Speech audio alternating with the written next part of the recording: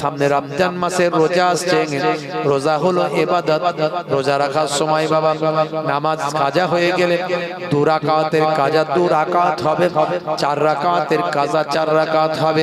কিন্তু রমজানের রোজা বছরে একবার মাত্র একটা মাস আপনি পান।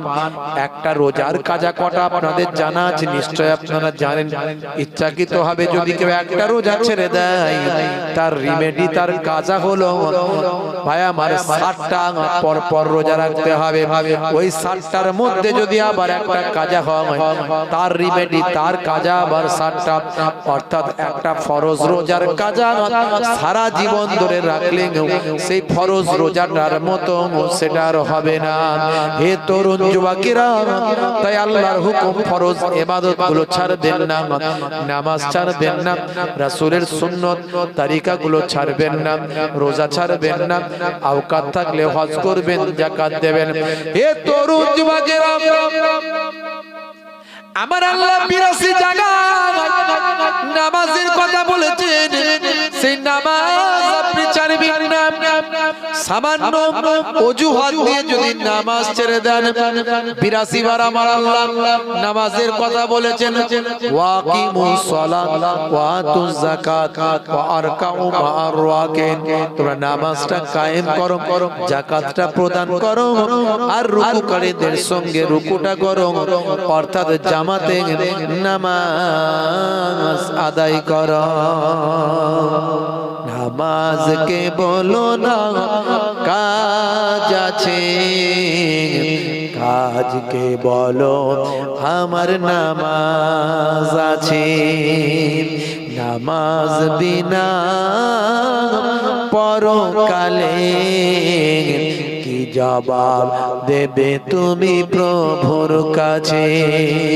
ফজর গেল ঘুমের ঘরে, জোহর গেল কাজে, আসর গেল হেলাই ফেলাই, মাগরিব মাঝে মাঝে। নামাজকে বলো না কাজ আছে, কাজকে বলো আমার নামাজ আছে। বলুন ইনশাআল্লাহ, বলুন ইনশাআল্লাহ। নামাজ ছাড়বে না বন্ধুরা আমার, তরুণ যুবকেরা আমার, নামাজটা আপনাকে পড়তে হবে।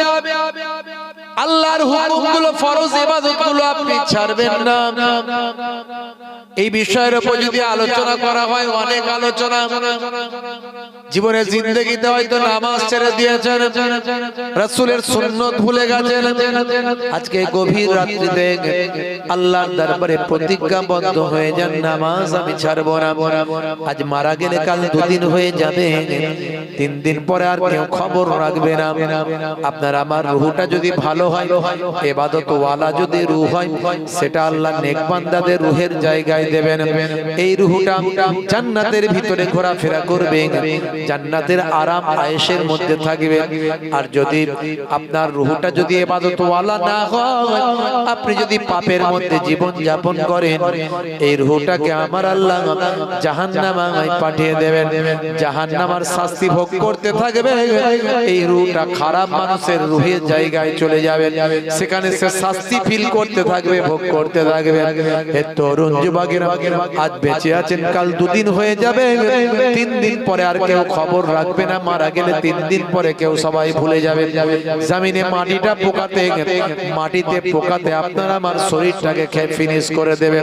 কিন্তু যদি আল্লাহ ওয়ালা হয়ে যান, নামাজি হয়ে যান, তেলাওয়াতকারী হয়ে যান, জিকির ওয়ালা হয়ে যান, এই শরীরটা মাটি খেতে পারবে না। জমিন मैली नहीं होती, ज़मन मैला नहीं होता,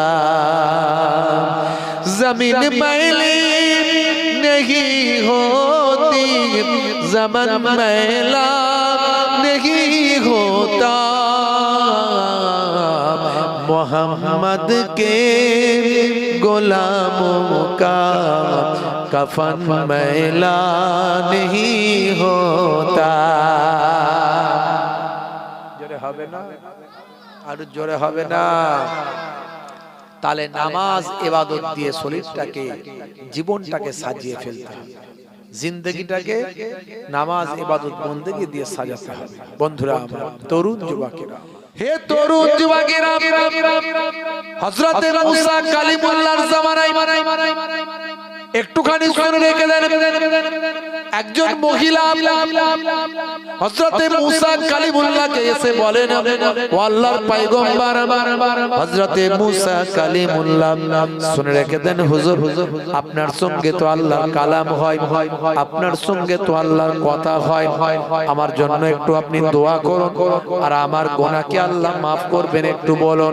আমি মস্ত বড় পাপী, মস্ত বড় অপরাধী, কিন্তু এখন আমি তওবা করেছি, এখন আমি আল্লাহর দরবারে প্রত্যাবর্তন করেছি, এখন আমি আল্লাহর কাছে মাফি চেয়েছি। হুজুর বেয়াদবি নেবেন না, আমি মস্ত বড় পাপী, কিন্তু আমি আল্লাহর কাছে গুনাহ মাফি চেয়েছি, তওবা করেছি, এখন বলুন আপনি আমার আল্লাহকে আমাকে ক্ষমা করবেন।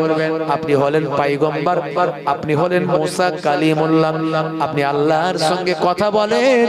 ও হযরতে মুসা কালিমুল্লাহ, আপনি একটু আমাকে বলুন আমার গুনাহ কি মাফ হবে?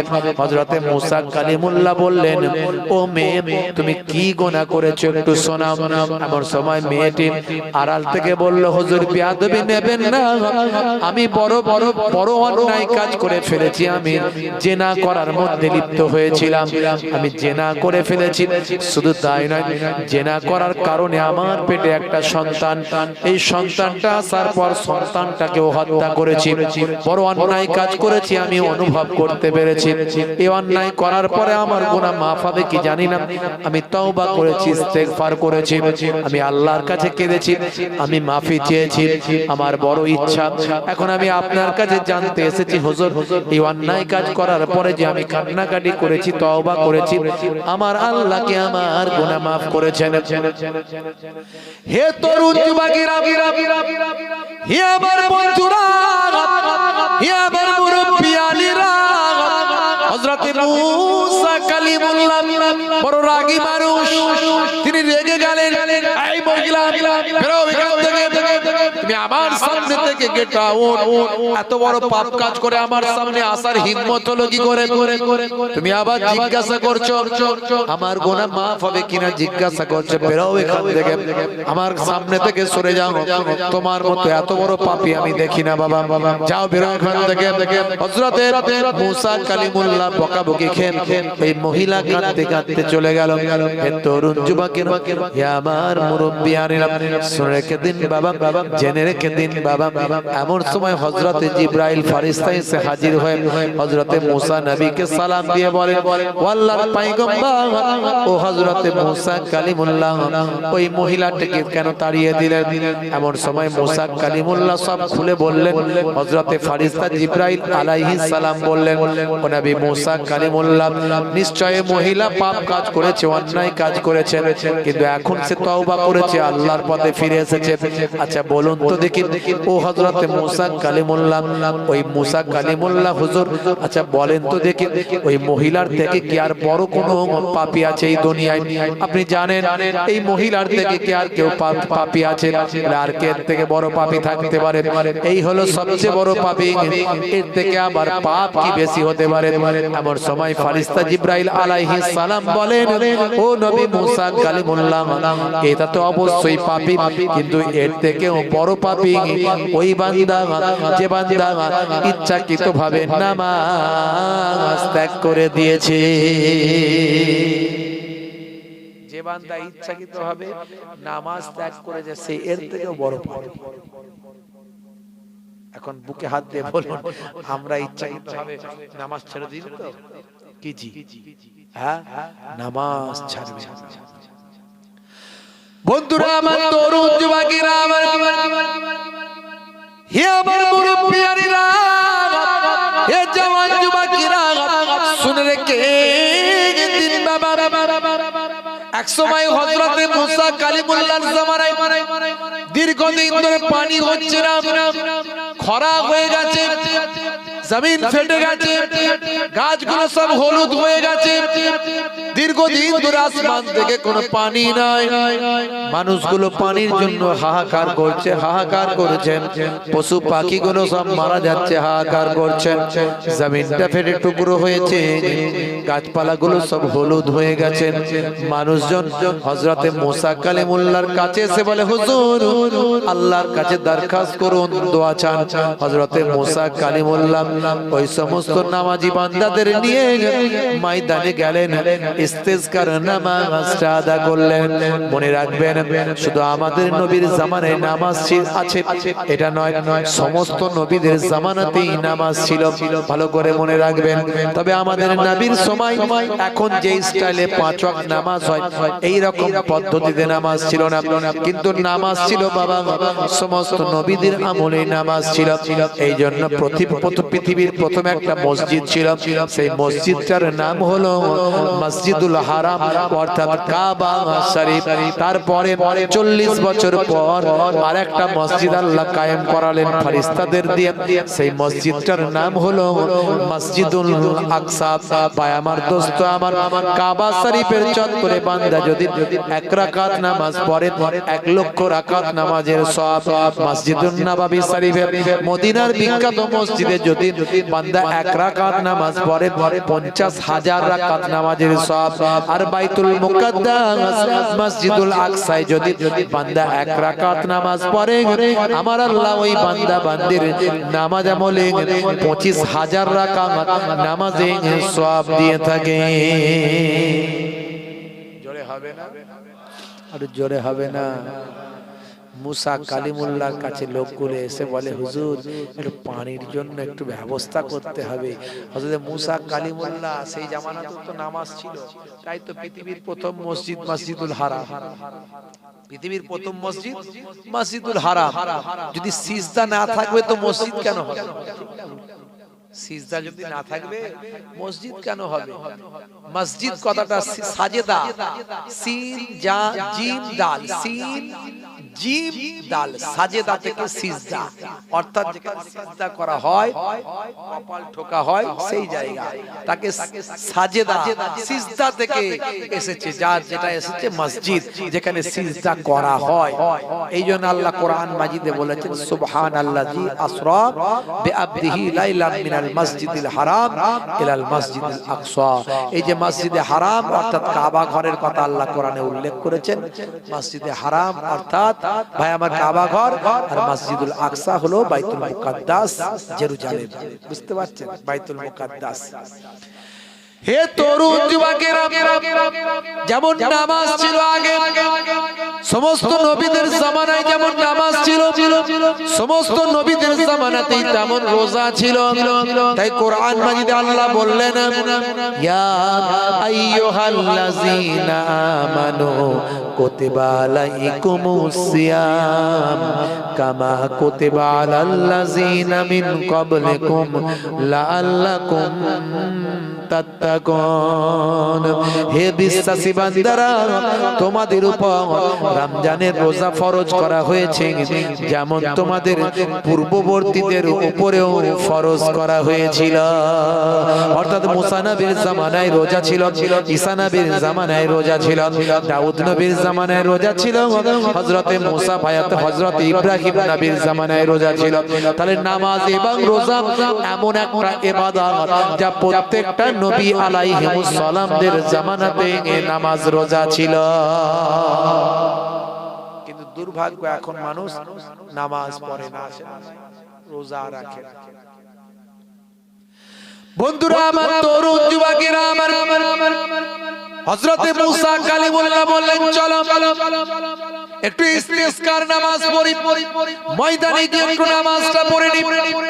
ময়দানে সকলকে নিয়ে গেলেন হযরতে মুসা কালিমুল্লাহ, সকলকে নিয়ে 2 রাকাত নামাজ ইস্তেসকার নামাজ পড়লেন। নামাজের পরে আল্লাহর দরবারে মোনাজাত করলেন, আল্লাহ আমি মুসা কালিমুল্লাহ, তোমার সঙ্গে আমার কথা হয়। মাবুদ আল্লাহ, এতগুলো মানুষ বড় আশা করে তোমার দরবারে হাত দুখানা তুলেছি, তারা বড় আশা করে তোমার পয়গম্বরকে এসে জানিয়েছে পানির অভাবে মানুষগুলো পেরেশান হয়ে যায়, পশু পাখিগুলো সব মারা যায়, গাছগুলো সব সবুজ হয়ে যায়, জমিনটা ফেটে যায়, মানুষ পানির জন্য হাহাকার করে।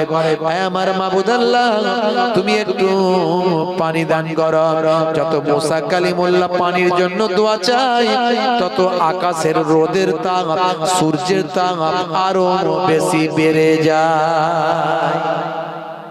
যত পানির জন্য দোয়া চাইছে মুসা কালিমুল্লাহ, তত সূর্যের তেজ বেড়ে যাচ্ছে। মুসা কালিমুল্লাহ বলল, আল্লাহ এটা কি ধরনের অপমান আল্লাহ, তোমার কাছে পানি চাইছি আর তুমি সূর্যের তেজ বাড়িয়ে দিচ্ছ। কোথায় মেঘ করবে পানি দেবে, তা না করে সূর্যের তেজ বাড়াচ্ছ, এটা কি ধরনের অপমান। তোমার পয়গম্বর আমি, তুমি আমাকে নবী বানিয়েছো, আমার সঙ্গে কথা বলার কি ধরনের অপমান করছো আল্লাহ। আল্লাহ বলেন, হে নবী মুসা, আমি তোমাকে কোনো অপমান করছি না, কষ্ট দিচ্ছি না।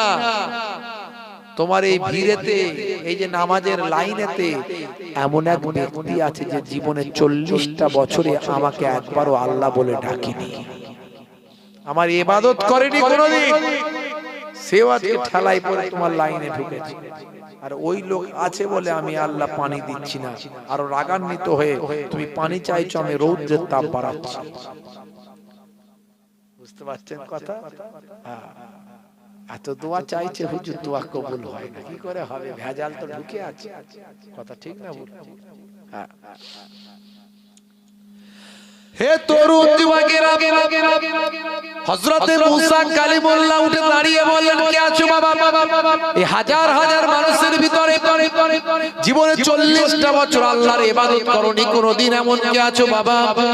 40টা বছরে আল্লাহকে কোনদিন ডাকুনি, সিজদা করনি, এরকম মানুষ কে আছো বাবা? হে তরুণ যুবকেরা, শুনে রেখে দাও বাবা, জেনে রেখে দাও, সেই ব্যক্তির কারণে আজকে আমার আল্লাহ নারাজ হয়ে পানি দেননি। আমাকে আল্লাহ জানিয়েছেন ওই ব্যক্তি বেরিয়ে গেলে আল্লাহ পানি দেবেন। সেই ব্যক্তি কে আছো বাবা? এমন সময় যে মানুষটা সত্যি, সেই মানুষটা যে মানুষটা ছিল, সে তাড়াতাড়ি বেরিয়ে যাবে না, আরো মাথা নিচু করবে। কি করবে? বেরিয়ে যাবে। যদি বেরিয়ে যায় সবাই চিনে নেবে না? চিনে নেবে তো। সকালবেলা তাকে আর কেউ টিকতে দেবে এলাকায়? বেটা, তুই 40টা বছরে একদিন নামাজ পড়িসনি, ইবাদত করিসনি, তোর জন্য আকাশে আল্লাহ পানি দেয়নি, তো টেকা মুশকিল। 40টা বছর আল্লাহকে একদিনের জন্য ডাকিনি। সেই মানুষটার কথা যখন মুসা কালিমুল্লাহ বলেন, ওই মানুষটা যখন নিজের মাথাটা জমিনের দিকে নামিয়ে নিল, যাতে করে কেউ না চিনতে পারে বাবা। যদি তাকে আজকে মানুষ চিনে যায়, যদি তাকে বের করে দেওয়া হয়, মানুষ তাকে চিনে যাবে, সে সমস্ত মানুষের সামনে অপমানিত হবে, লজ্জিত হবে।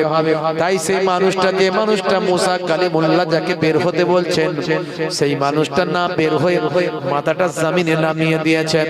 জমিনে নামিয়ে দিয়ে ঝরঝর করে কাঁদে, আল্লাহ আজকে তুমি আমাকে অপমানিত করো না, লাঞ্ছনা করো না, অপমানিত লজ্জিত করো না। সত্যি এটা সত্য, আমি 40টা বছর ধরে তোমাকে একদিনও আল্লাহ বলে ডাকিনি, ইবাদত তোমার করিনি, কিন্তু তা বলে তোমার কাছে ছাড়া অন্য কারো কাছে তো গিয়ে আমি সাহায্য চাইনি। আজকে তোমার দরবারে আমি সাহায্য চাই মাবুদ। তুমি মুসা নবীর আল্লাহ, মুসা নবীর উম্মতের আল্লাহ, তুমি সমস্ত মানুষের আল্লাহ, কুল কায়নাতের তুমি আল্লাহ। আমার মতো বেনামাজি, বেরোজাদার, আমার মতো অপরাধীর তুমি ছাড়া তো অন্য কোনো আল্লাহ নাই। আয় আমার আল্লাহ, আয় আমার মাবুদ, আজকে তুমি আমার ইজ্জত বাঁচিয়ে দাও, আজকে তুমি আমার সম্মানটা বাঁচিয়ে দাও। আমি তোমার কাছে প্রতিজ্ঞাবদ্ধ হয়েছি, আমি জীবনে জিন্দেগিতে তোমার ইবাদত আর কখনো ছাড়বো না। যেটা হবে না, হবে না, যেটা হবে না। হে তরুণ যুবকেরা, ওই বেনামাজি বান্দা, বেরোজগার বান্দা, ওই অপরাধী বান্দা যখন আল্লাহর কাছে এই বলে দোয়া চায়, চোখের পানি ফেলে, সঙ্গে সঙ্গে তার দোয়াটা আল্লাহর আরশে কবুল হয়ে যায়। হঠাৎ করে দেখতে পাওয়া যায় আকাশের মেঘ জমে গেল, তত্তর তত্তর করে অফুরন্ত পানি নাজিল হতে লাগলো। হযরতে মুসা কালিমুল্লাহ আল্লাহকে বললেন, আল্লাহ এটা কি ধরনের অপমান?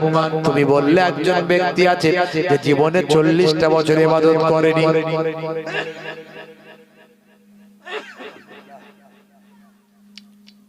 এটা কি ধরনের অপমান? তুমি তো বললে 40টা বছর ধরে একজন ব্যক্তি আছে যে তোমাকে তোমাকে আল্লাহ বলে ডাকেনি, ইবাদত করেনি, তার কারণেই নাকি তুমি পানি দিচ্ছ না। আর সে বান্দা তো এখনো বেরিয়ে যায়নি, তুমি পানি দিলে, অফুরন্ত পানি দিলে, মেঘ দিলে। আল্লাহ এটা কি ধরনের অপমান আল্লাহ! এমন সময় আমার আল্লাহ আবার মুসা কালিমুল্লাহকে জানিয়ে দিলেন, হে নবী মুসা, আমি তোমাকে কষ্ট দিতে চাইনি, কিন্তু মনে রাখবে মুসা, যার কারণে আমি পানি দিয়েছিলাম না, এখন আমি তার কারণে পানি নাজিল করলাম। যার কারণে পানি দিচ্ছিলাম না, এখন তার কারণেই পানি দিচ্ছি। হে নবী মুসা, মুসা কালিমুল্লাহ বলে এটা কি করে সম্ভব আল্লাহ? যার কারণে পানি দিচ্ছিলেন, এখন তার কারণেই পানি। আমার আল্লাহ জানালেন, হে নবী মুসা, শুনে রেখে দাও,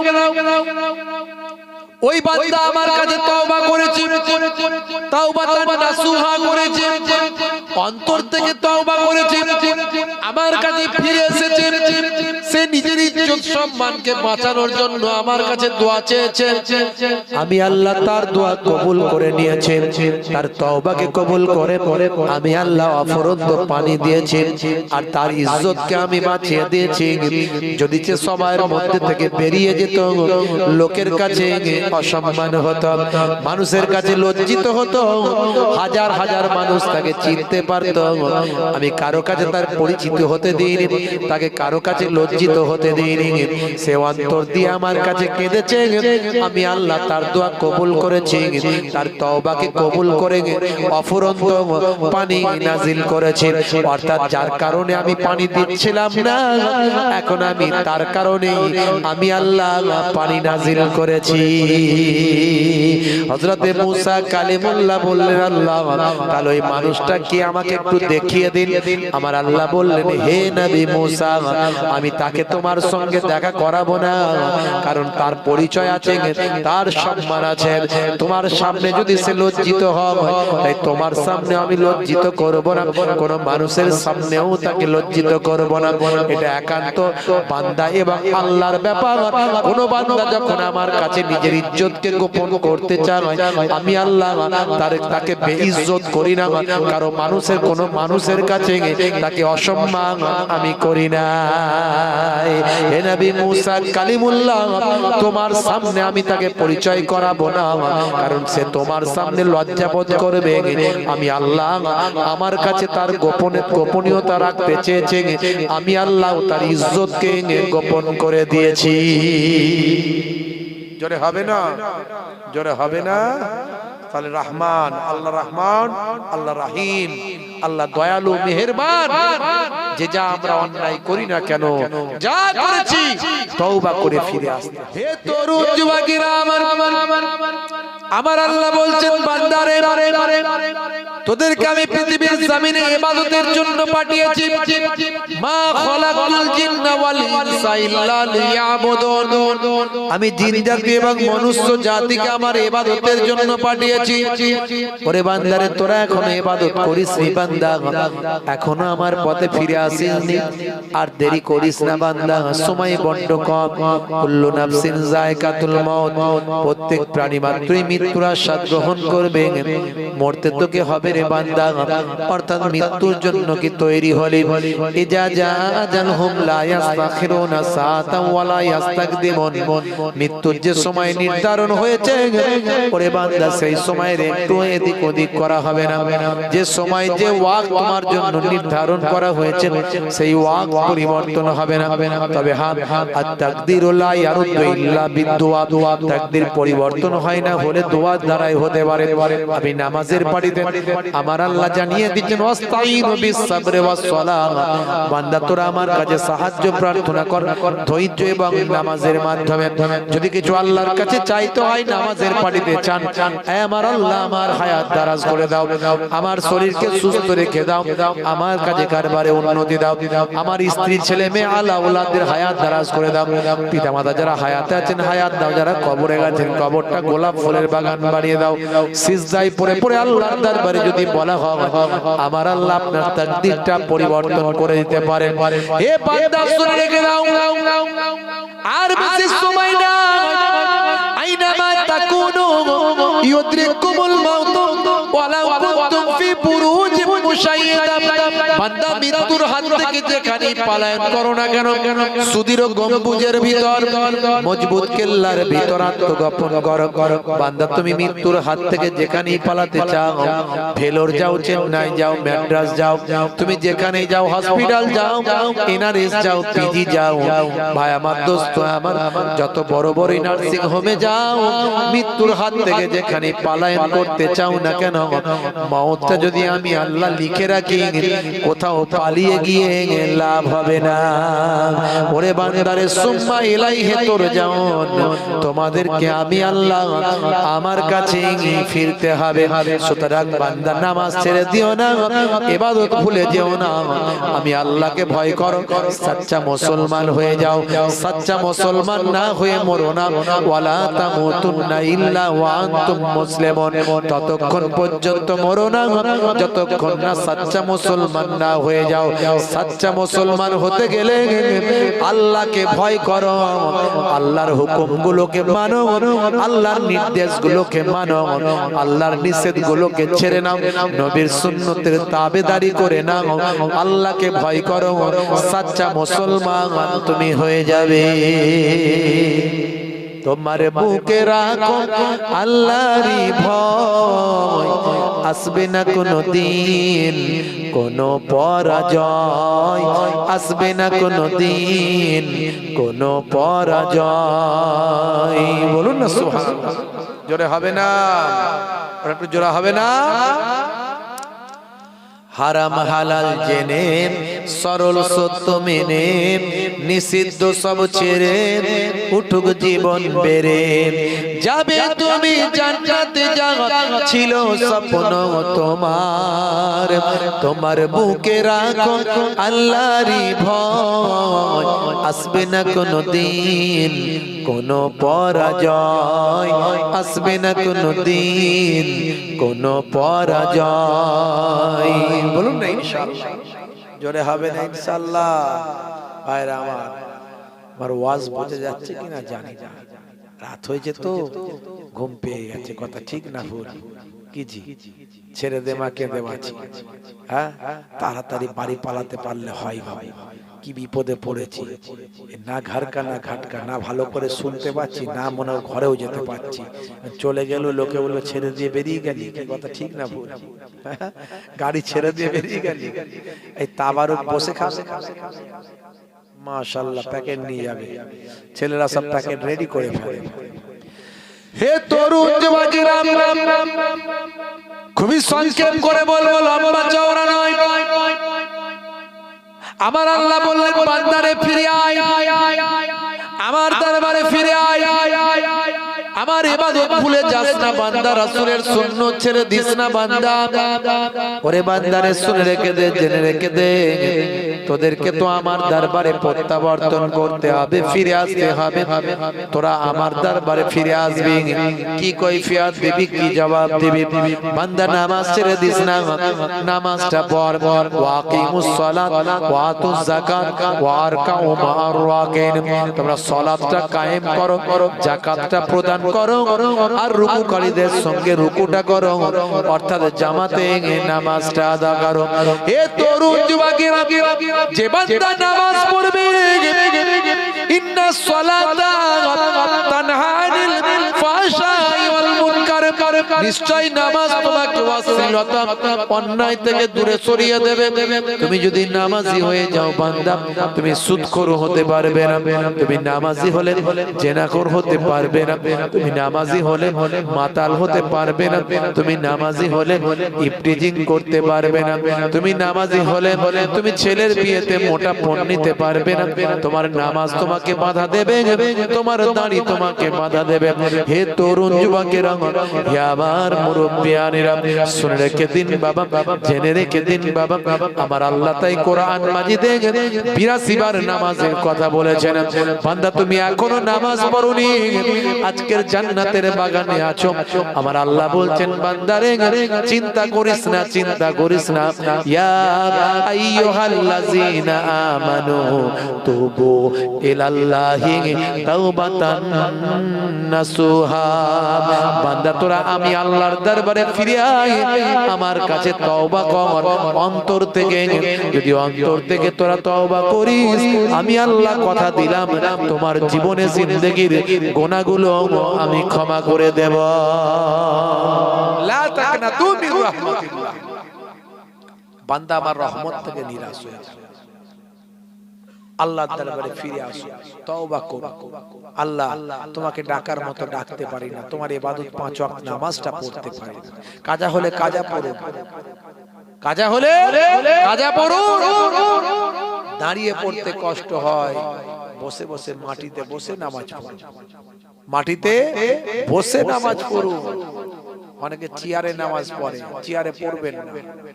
যিনি মাটিতে বসতে পারেন না তার জন্য চেয়ার, তার জন্য চেয়ারে ছাড় দেওয়া হয়েছে। আমার নবী অসুস্থ অবস্থায় চেয়ারে বসে বক্তব্য দিতেন, কিন্তু নামাজের বেলায় মাটিতে বসে নামাজ পড়তেন। কারণ নামাজটা আল্লাহর দরবারে কি ইবাদত, আফজাল ইবাদত। আপনি আল্লাহর সঙ্গে কথা বলছেন যেখানে, সেই জায়গাটা যেন আল্লাহর সঙ্গে ইজ্জত দেওয়ার মুহূর্ত হয়। জোরে বলুন সুবহানাল্লাহ। আজকে যদি তওবা করে ফিরে আসি, আমার আল্লাহ আমাদের জীবনে জিন্দেগির গুনাহ maaf করে দেবেন। জোরে বলুন ইনশাআল্লাহ। জোরে বলুন আল্লাহুম্মা আমিন। আল্লাহ কবুল করেন। ভাইরা আমার, তরুণ যুবকেরা আমার, তাহলে নামাজ ছেড়ে দেবেন না, রাসূলের সুন্নাত ভুলে যাবেন না। রাসূলের সুন্নাত গুলো নিয়ে আলোচনা করলে অনেক কথা, অনেক আলোচনা, আমি সেদিকে যাব না। একটার পর একটা আমি বলেছি, আল্লাহর হুকুমগুলো নিয়ে বলেছি। এর মধ্যে কি বিজ্ঞান আছে, নামাজের মধ্যে কি সায়েন্স আছে, বিজ্ঞান আছে বলেছি। রোজার মধ্যে কি আছে বলেছি, দাড়ি টুপির মধ্যে কি আছে বলেছি।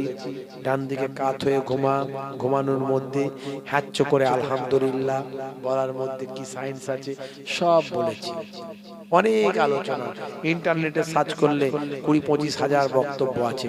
আজকে সেই এই ঠান্ডার আবহাওয়ায় আপনাদেরও সেই এনার্জি নাই, আমারও বলার এনার্জি নাই।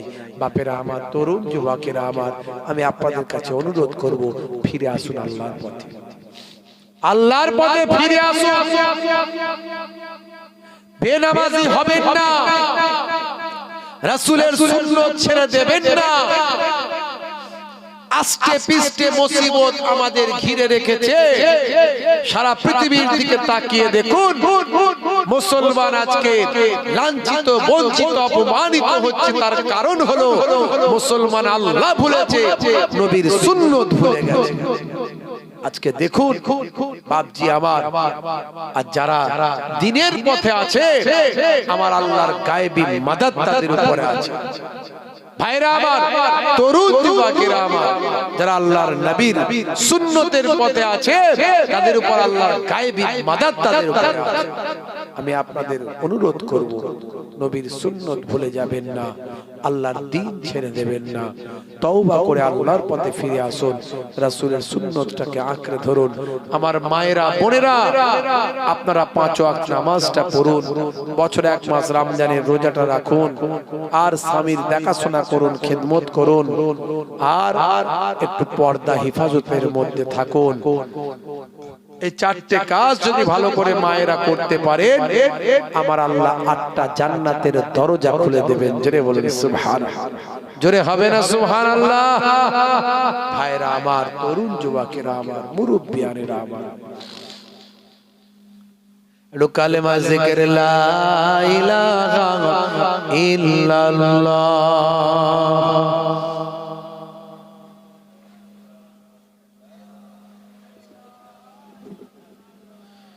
কষ্ট হচ্ছে আপনাদের মনে হচ্ছে কি জি? একটু হ্যাঁ হো দেন, ঠান্ডা লাগছে, খুব কষ্ট হচ্ছে, তাই তো? মাটির উপরে বসে আছে। শেষ করে দেবো?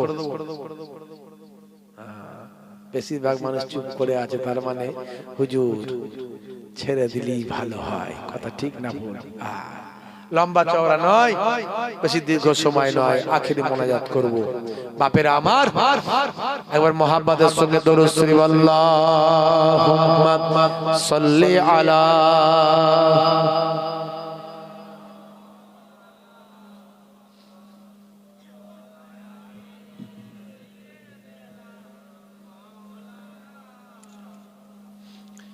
নামাজের ওয়াক্তটা হবে যখনই মসজিদে চলে যাও তুমি তখনই।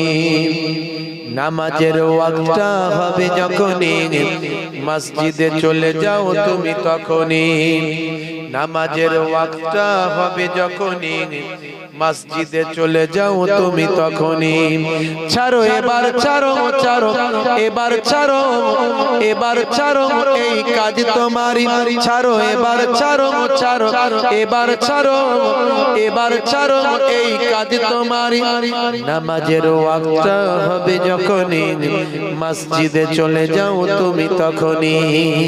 জোরে হবে আর জোরে হবে না।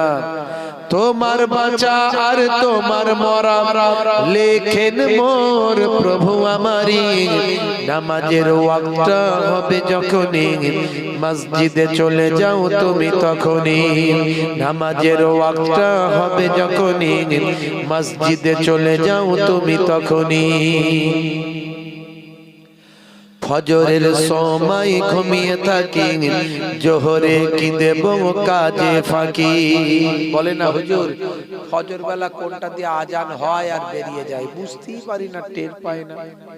আর জোহরের সময় হুজুর কাজ করব না নামাজ পড়বো, বলুন আগে কাজ না আগে নামাজ? কাজ না করলে খাবো কি?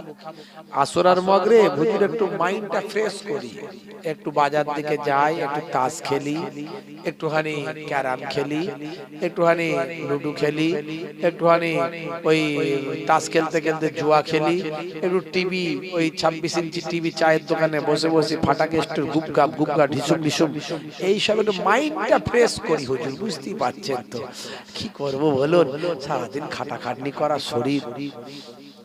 এসার সময় হুজুর বাড়িতে ফিরে আর বড্ড ঘুম পায়, বড্ড ঘুম পায়, কোন রকমে খায় আর ঘুমায়, এইভাবেই দিনটা কেটে যায়।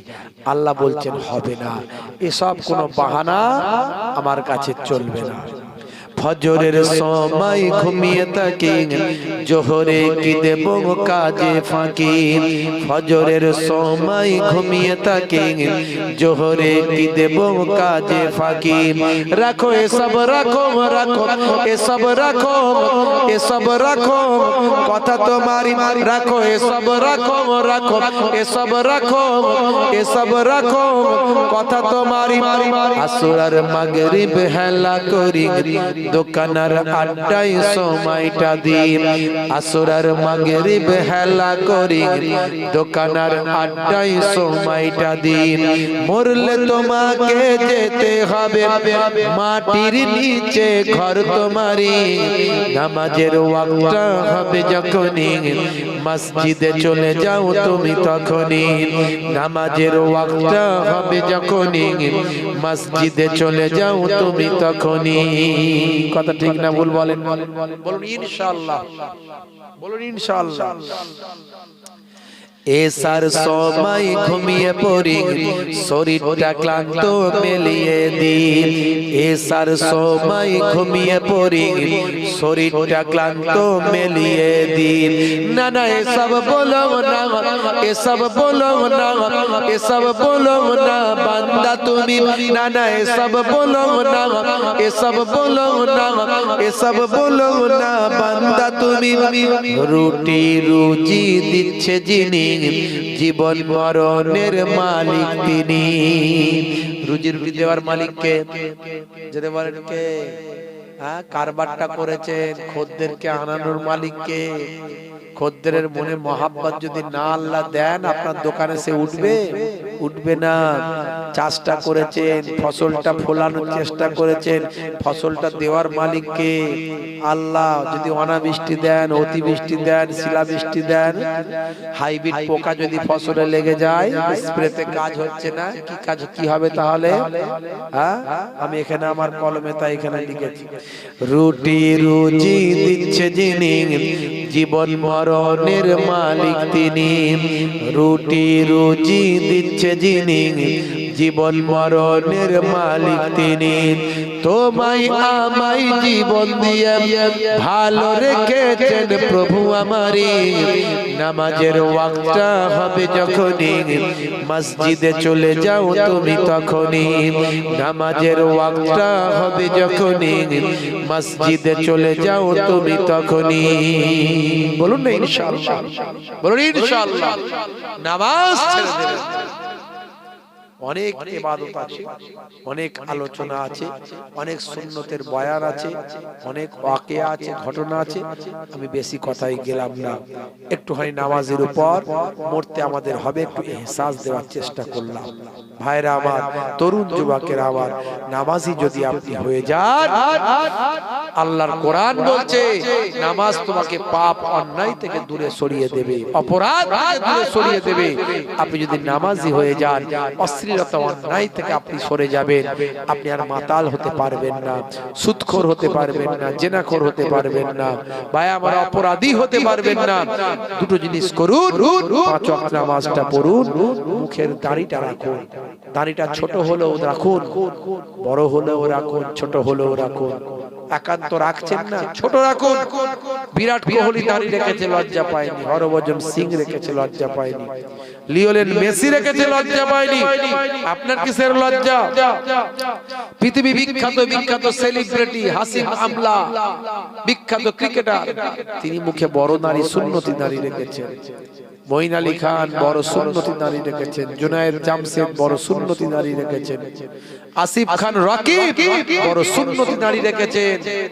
আপনি যদি বড় দাড়ি রাখতে লজ্জা পায়, ছোটটা রাখুন, তবে নবীর সুন্নত মনে করে রাখুন, কোনো ফ্যাশন মনে করে নয়।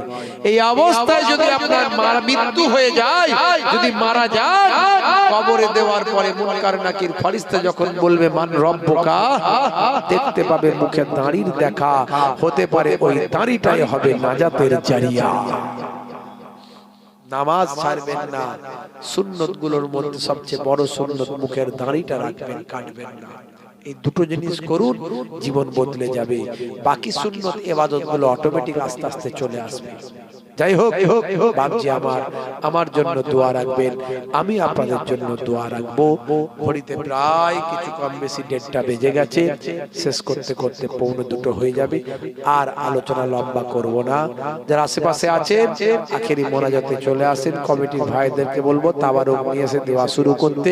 প্রত্যেকে আমার সঙ্গে একবার তাওবা ইস্তিগফার করেন, সকলে পড়েন আস্তাগফিরুল্লাহ রাব্বি মিন কুল্লি যামবিন ওয়া আতুবু ইলাইহি লা হাওলা ওয়ালা কুওয়াতা ইল্লা বিল্লাহিল আলিউল আযীম। আপনাদের একটা দাওয়াত দিয়ে যায় 10ই ফাল্গুন মাসের 10 তারিখ দাদাজান মায়াপুর পীরনগর হুজুর পীর কেবলা রাহমাতুল্লাহ আলাইহির বাৎসরিক সওয়াব রেসানি জিকিরের মজলিস, দোয়ার মজলিস খুব খাস ভাবে আমরা করি। জি হ্যাঁ, ফাল্গুন মাসের 10 তারিখ মনে থাকবে, বাদ মাগরিব থেকে মধ্যরাত। আপনাদের সকলকে দাওয়াত দিচ্ছি, বলেন ইনশাআল্লাহ আপনারা যাবেন। এক মুঠো তাবারুক খেয়ে আসবেন ইনশাআল্লাহ। আমার বাড়িতে একটু যাবেন।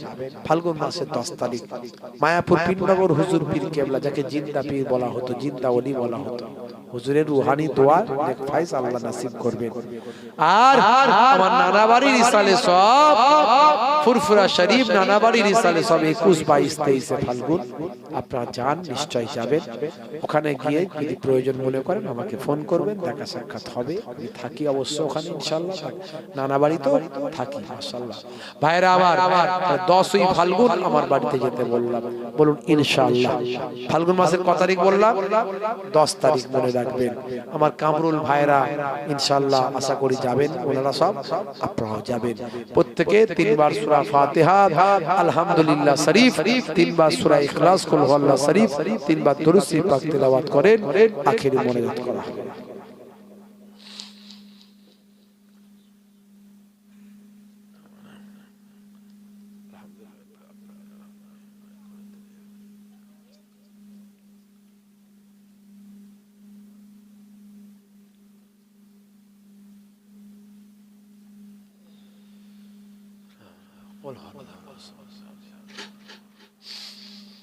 হ্যাঁ, দেওয়া শুরু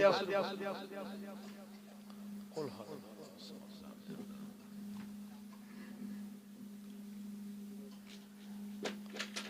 قل هو ربنا آتنا في الدنيا حسنة وفي الآخرة حسنة وقنا عذاب النار ربنا ظلمنا أنفسنا وإن لم تغفر لنا وترحمنا لنكونن من الخاسرين اللهم اغفر لحينا وميتنا وشاهدنا وغائبنا وصغيرنا وكبيرنا وذكرنا وأنثانا اللهم من أحييته منا فأحيا الإسلام ومن توفيته منا فتوفى الإيمان আল্লাহ সন্ধ্যা থেকে ওলামা হযরতরা ওয়াজ নসিহত করেছেন জামে সম্মানীয় মুহতারাম ইমাম সাহেব ওয়াজ নসিহত করেছেন মাওলানা সাহেব ওয়াজ নসিহত করেছেন আমি টোটা ফোটা জবানে যা কিছু বললাম পড়তে বলতে ভুল কইতে ভুল ত্রুটি মার্জনা করে যদি কিছু সওয়াব দিয়ে থাকেন আল্লাহ সওয়াব খানাকে আমাদের নবী নবীদের নবী নূর নবী হুজুরের রূপকে সওয়াব খানা পৌঁছে খতমে কোরআন পাঠ খতম কালেমা শরীফ 1,47,500 দুরূদ শরীফ 1000 আল্লাহ যা কিছু পড়া হয়েছে সব তোমার দরবারে জমা দিলাম যদি কিছু সওয়াব দিয়ে থাকেন সওয়াব খানাকে আমাদের নবী নবীদের নবী নূর নবী হুজুরের রূপকে সওয়াব খানা পৌঁছে বাবা আদম আলাইহিস সালাতু ওয়াস সালাম থেকে तमाम নবীন সিদ্দিকিন সুহাদা সালিহিন হুজুরের রূপকে সওয়াব খানা পৌঁছে দেন खास करे आहले बायात पाक पंजादान আপনার নবী আপনার রাসূল আপনার নবীর কলিজার টুকরা কন্যা খাতুনে জান্নাত আম্মা জান ফাতেমা তুজ জোহরা রাদিয়াল্লাহু তাআলা আনহা আপনার নবীর জামাত আসাদুল্লাহিল গালিব শেরে খোদা আলী মুর্তজা আপনার নবীর কলিজার টুকরা দুইজন নওয়াসে রাসূল হযরতে হুজুর ইমাম হাসান ইমাম হুসাইন রাদিয়াল্লাহু তাআলা আনহুমা এই পাঁচজন পবিত্র আলে বায়াত পাক পাঞ্জাতান হুজুরদের আরওয়া পাকে এ সওয়াব খানা পৌঁছে দিন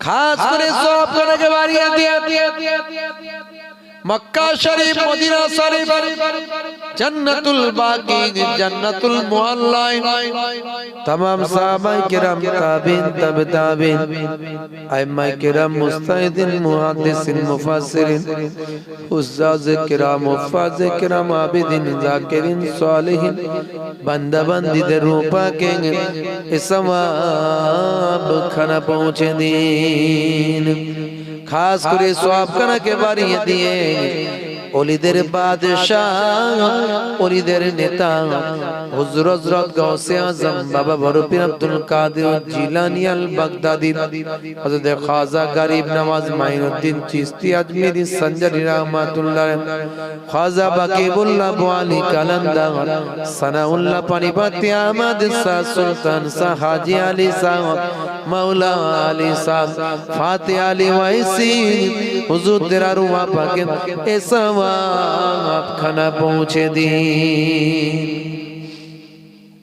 खास कर फुरफुरा शरीफ मुजाद्दिदुस ज़मान कुतुबुल आलम আমিরুশ শরিয়া সকলের চোখের মনি মাতার তাজ আমাদের পীর মুর্শিদ জামানার মুজাদ্দিদ হযরত পীর আবু বকর সিদ্দিক রাহমাতুল্লাহ আলাইহি সকলের দাদা হুজুর লক্ষ লক্ষ মাদ্রাসা মসজিদ মক্তব যিনি প্রতিষ্ঠা করেছিলেন বাংলা আসাম ত্রিপুরা বাংলাদেশ অখণ্ড বাংলা ভাষাভাষী মানুষের কাছে যিনি দ্বীন পৌঁছে দিয়েছিলেন শিরক বিদআত মুক্ত সমাজ প্রতিষ্ঠা করেছিলেন আমাদের সকলের চোখের মনি মাতার তাজ সকলের দাদা হুজুর আমার বর্ণনা জান হুজুরের রূপাকে এ সওয়াব খানা পৌঁছে দিন বড় হুজুর বর্ণনা জান মেজনা জান সেজনা জান নরনা জান নানা জান ছোট হুজুর পীর কেবলা রহমাতুল্লাহ আলাইহি হুজুর রূপাকে সওয়াব খানা পৌঁছে खास করে আমার মায়াপুর পীরনগর হুজুর পীর কেবলা রহমাতুল্লাহ আলাইহি পীরনগর যাদের নামে পীরনগর আমার পূর্বপুরুষ যারা আহলে বায়াতের খানদান যারা কেরমান থেকে ইরানের কেরমান থেকে কুড়িশন্ডা হয়ে পীরনগর হরিণখোলা দরবার শরীফ खास করে পর্দাদার হযরত পীর সৈয়দ ওসমান আলী কেরমানি আল হাসানী আল হুসাইনি পর্দা জান হুজুরের রূপকে সব খানা পৌঁছে দাদা জান মায়াপুর পীরনগর হুজুর পীর কেবলা রহমতুল্লাহ হুজুরের রূপ আছে সব খারাপ দাদা জানের প্রতিষ্ঠা করা কায়েম করা দ্বিতীয় বাড়ি আমার হরিণখোলা দরবার শরীফ হরিণখোলা দরবার শরীফের আশেপাশে যত আপনারা নেক বান্দা ওলিয়া উলিয়া আরাম ফরমাচ্ছেন প্রত্যেকের আরো আপনাদের সব খারাপ পৌঁছে খাস করে আল্লাহ মসজিদের মাওলানা বাগ দরবার শরীফে আল্লামা হুজুর আরাম ফরমাচ্ছেন হারওয়ার পরজাদ আব্বাসী হুজুর আরাম ফরমাচ্ছেন ফাতে আলী ওয়াইসি হুজুর আরাম ফরমাচ্ছেন মস্তানজি হুজুর ফকির সাহেব হুজুর আরাম ফরমাচ্ছেন तमाम 24 পরগনা জমিনে যত আপনারা নেক বান্দা ওলিয়া আরাম ফরমাচ্ছেন প্রত্যেকের আরো আপনাদের সব খারাপ পৌঁছে আমরা যারা এখানে হাজিরা দিচ্ছি আমাদের কারো বাপ কুল মা কুল শ্বশুর কুল শাশুড়ি কুল বাপের ভালোবাসার কথা মনে পড়লে বুকটা ফেটে যায় মায়ের মোহাব্বতের কথা মনে পড়লে বুকটা ফেটে যায় আরে বাপ কত ভালোবাসতেন জননী মা কত মোহাব্বত করতেন আজ তারা কবরে চলে গেছে বাপের কবরে দাঁড়ে গিয়ে আব্বা আব্বা আব্বা বলে ডাকলে সারা নাই জবাব নাই মা মা মা বলে ডাকলে সারা নাই জবাব নাই জানি না তারা কোন ঘোর বিপদের মধ্যে লিপ্ত আছে যাদের বাপ মা হায়াতে আছেন হায়াত দিন যাদের বাপ মা কবরে গেছেন কবরটা গোলাপ ফুলের বাগান বানিয়ে দিন দাদা দিন নানানি আত্মীয় স্বজন বাপ কুল মা কুল শ্বশুর কুল শাশুড়ি কুল যে যেখানে কবরে চলে গেছে ইমানদার মাতৃ কবরগুলো গোলাপ ফুলের বাগান বানিয়ে দিন যাদের আত্মীয় স্বজন মুরব্বীরা হায়াতে আছেন হায়াত দারাজ করে দিন আমার আব্বা জান মায়াপুর পীরনগর হুজুর পীর কেবলা রহমাতুল্লাহ আলাইহির বড় সাহেব জাদা ফুরফুরা শরীফ ছোট হুজুর পীর কেবলা রহমাতুল্লাহ আলাইহির সুযোগ্য জামাতা শাইখুল হাদিস মস্ত বড় আলেম মস্ত বড় ওলি হরিণখোলা হুজুর পীর কেবলা মাদ্দাজিল্লাহুল আলী সারা দিন বহু মানুষ তার কাছে আসে তিনি দিনের খেদমত করেন মাঝে মাঝে অসুস্থ হয়ে যান আজও বড় অসুস্থ হয়ে গিয়েছিলেন মাবুদ আল্লাহ হায়াতের তাইয়্যিবা দান করে দিন শরীরকে শিফা দিন আর আমাদের কাছে বহুদিন নিয়ামত করে রাখুন আমার আম্মা জান ছোট হুজুর পীর কেবলা রহমাতুল্লাহ কলিজার টুকরা কন্যা আবেদা জাকিরা সালেহা বান্দি মস্ত বড় ওলি বান্দি সারা দিন বহু মহিলা তার কাছে আসেন তিনি দিনের খেদমত করেন খেদমতে খলকের বিনিময়ে আম্মা জানের শরীরকে শিফা দান করে দিন মাবুদ আল্লাহ ফুরফুরা শরীফে আমার চার নারী জানের মধ্যে আমার নারী জান হায়াতে আছেন মস্ত বড় আল্লাহর ওলি বান্দি তাহাজ্জুদ গুজার বান্দি বড় অসুস্থ অবস্থায় বিছানায় আছেন মাবুদ আল্লাহ নানি আম্মা জানের হায়াতে তাইয়্যিবা দান করে দিন শরীরে শিফায়া জিলামিয়া দান করে দিন মাবুদ আমি নিজেও অসুস্থ কিছু মাদ্রাসা কিছু মসজিদ কিছু মক্তব সোশ্যাল ওয়ার্ক সামাজিক কাজ জাতি ধর্ম বর্ণ নির্বিশেষে মানুষের পাশে থাকা কিছু সোশ্যাল কাজ সামাজিক কাজ এতিমখানা মেহমানখানা বিভিন্ন কাজের মধ্যে দিয়ে দিনের খেদমত করার চেষ্টা করেছি তার বিনিময়ে শরীরকে শিফা দিন আরো বেশি বেশি কাজ করার তৌফিক দেন আল্লাহ গ্রামের ইমাম সাহেব মাওলানা সাহেবগণ মাসাজিদ মাকাতিবের যারা খাদেম আছেন মসজিদ কমিটি মাদ্রাসা কমিটি জলসা কমিটি আজকের জলসার যারা খেদমত করছেন যে সমস্ত ভাইরা তরুণ যুবক ভাইরা প্রত্যেকের জাযা বদলা দুনিয়া আখিরাতে দান করে দিন যারা টাকা পয়সা সহযোগিতা করেছেন তাদের মনের নেক আরজুগুলো কবুল করে নিন প্রত্যেককে নামাজি পরেজগার খোদাভীরু আল্লাহ ওয়ালা বানিয়ে নিন